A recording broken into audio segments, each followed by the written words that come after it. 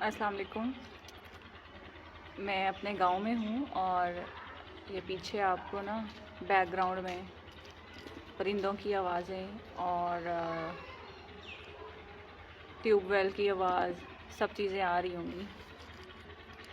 ये चक्की मेरी मरहूम फुफ्फो जान की थी, आटा की चक्की।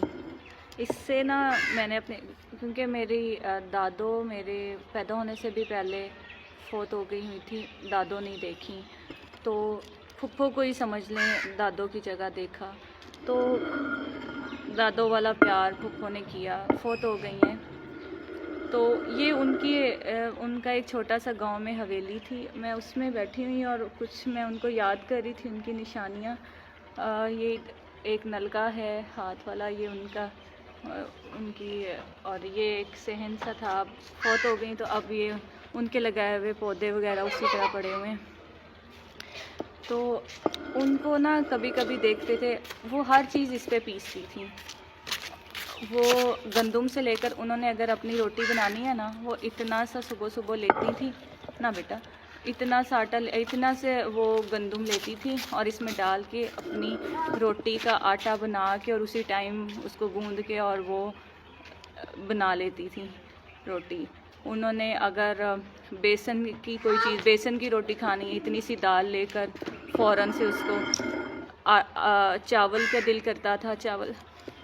और इस तरह हमें बड़ा हम छोटे होते बहुत फैसिनेट होते थे और कहते थे, फुफ्फो को हम आप ही बुलाते थे बचपन से, बस मुंह पे नाम चढ़ा हुआ था, तो आप ही हमने भी ना करना है। वो कहती थी तुम्हारा हाथ आ जाएगा अंदर, हाथ आ जाएगा, लेकिन हम नहीं मानते थे। और मैं आज ये देख रही थी कि अभी उनकी निशानियाँ ही हैं सिर्फ बड़ों की, और ये वो अनमोल मोती हैं जो कि अब आज की शहरी ज़िंदगी और इवन देहातों में भी अब बहुत कम मिलते हैं। ये एक उनकी निशानी है जो रखी हुई है। और इससे रिलेटेड साथ साथ वो ऐसे चक्की पीसती थी, साथ साथ हमें कोई ना कोई स्टोरी सुना देती थी, कोई ना कोई उन्होंने हमें कोई हंसी मजाक की बात कोई, और साथ साथ इसमें से तो वो दौर कितना खूबसूरत था, वो लोग कितने नेचुरल ज़िंदगी गुजार रहे थे कि जिनको कोई फ़िक्र नहीं होती थी। उन्होंने सुबह उठना होता था और उन्होंने अपने हिस्से का जो भी है काम शुरू करना, और अपनी रोटी के लिए फुफ्फो का यहाँ पे चूल्हा भी था, वहाँ पे वो चूल्हा उखड़ गया है, तो चूल्हे के ऊपर थोड़ी सी हंडिया रख देनी उन्होंने, कुछ ना कुछ थोड़ा बहुत। ये इंसान चले जाते हैं, यादें रह जाती हैं। तो आज मैं जब भी गांव आती हूँ, मैं चक्कर लगाती हूँ। ये मैं आपको ना उनकी तनूर दिखाती हूँ, फुफ्फो का एक तनूर भी था, ये फुफ्फो का चूल्हा मैं आपको दिखा देती हूँ। ये देखें, ये चूल्हा था और ये हैंडपम्प नलका, वो तनूर नज़र आ रहा है, वो देखें वो तनूर, ये कुछ दरख्त।